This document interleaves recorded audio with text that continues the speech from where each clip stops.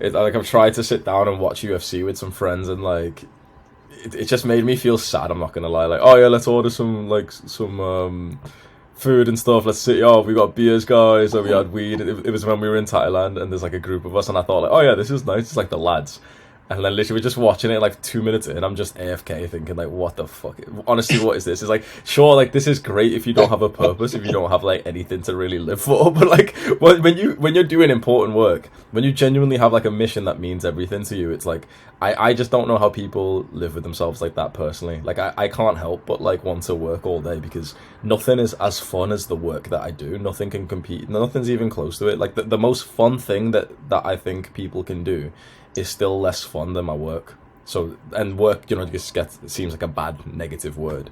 But I think when you do find that thing that means a lot to you, none of that shit, the adventure, even having sex, taking drugs, drinking, getting girls, um, watching sports, playing video games, none of that even comes like 50% as fun and joyful and cheerful as literally just the work that you feel like you were called to do.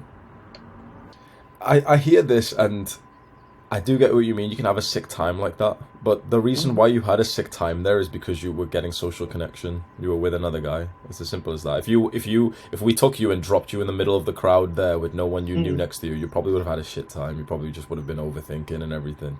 So it wasn't. It's never about like the thing, like, oh, let's watch UFC. It's not about the UFC. It's just that you're next to your brothers. Now we can be next to our brothers and stare into a screen together like retards, or we can actually look at each other and either just talk, which is good, or we can actually do something whilst we talk, which is like, okay, let's go for a hike. So there's a mission involved, and we're also talking at the same time. That's why I think training, exercising, doing something a little bit competitive, hiking is perfect for guys. And then when you mix it like that, then in my opinion, that's the best case scenario. You're still getting the social life, which is still important, but it still feels like it's valuable because there's nothing blocking your presence. We're not all looking into a screen, disassociating and hoping that we like trying to like displacing ourselves in the winner of the fight, thinking, oh yeah, like if a fight like a fight or a sports competition feels good, generally because you displace yourself and you fantasize about being the person who's winning right now, which in my like, it's the same as porn in my opinion. It's kind of sad,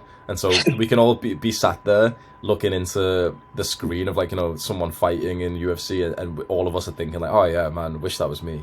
That's just sad in my opinion. Or we can just be like doing the thing ourselves. Let's all meet for a martial arts session, and then we can make it ourselves, and we can still talk, and it's still purposeful, and it's healthier.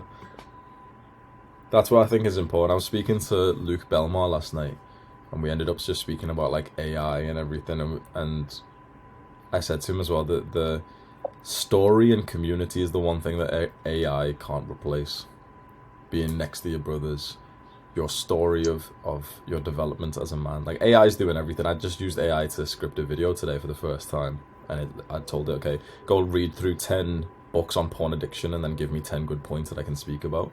And so it's like it's giving me like an outline to follow, like, oh, these 10 things to learn about porn addiction, and it's gonna compound to an incredible rate. Like I thought I was always going to be slightly detached from technology, but I'm going to go bullish on AI. I think I'm going to really finalize that for myself today, and I think I'm going to like start spending hours a day learning it because I think it relates to my purpose. So from what I've read in the book, Good to Great, if there's a technology that relates to your purpose, to like this intersecting middle of like your purpose, what you could be the best in the world at, and also what makes you money, if there's a technology right in the middle of those, you, in the words of this really like high level businessman, you should be the pioneer of that technology.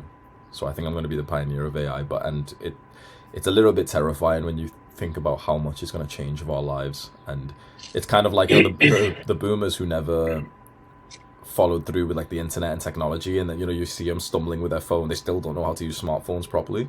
A lot of people are going to be like that soon.